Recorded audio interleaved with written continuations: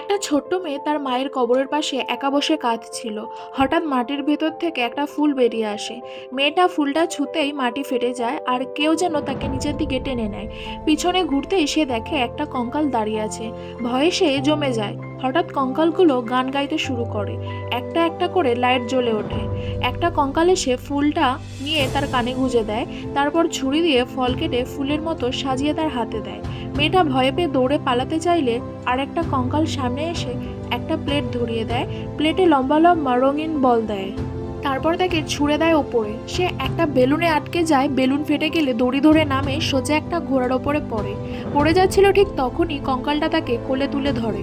তারপর নিজের চোখ বেঁধে নিজের হাত খুলে সেই ঘোড়াটাকে মারতে যাচ্ছিল, কিন্তু ঘোড়াটা সরে যাচ্ছিল। তখন মেয়েটা হাসছিল। আসলে সবকিছুই করা হচ্ছিল বাচ্চা মেয়েটাকে হাসানোর জন্য। তারপর তাকে নিয়ে যাওয়া হয় একটা আলোয় ভরা মেলায়, যেখানে সবাই নাচছে আর হাসছে। হঠাৎ মেয়েটা দেখে কঙ্কালটা ধীরে ধীরে তার মায়ের রূপ নিচ্ছে। সে বুঝে যায় এই কঙ্কালটাই তার মা। দৌড়ে গিয়ে সে তার মাকে জড়িয়ে ধরে। মা তার কানের ফুলটা খুলে আবার মেয়েটিকে কানে গুজে দেয়। চোখের পলকে সব অদৃশ্য হয়ে যায়, কিন্তু ফুলটা তখনও তার কানেই ছিল। মেয়েটা হাসে। সে জানে তার মা এখনো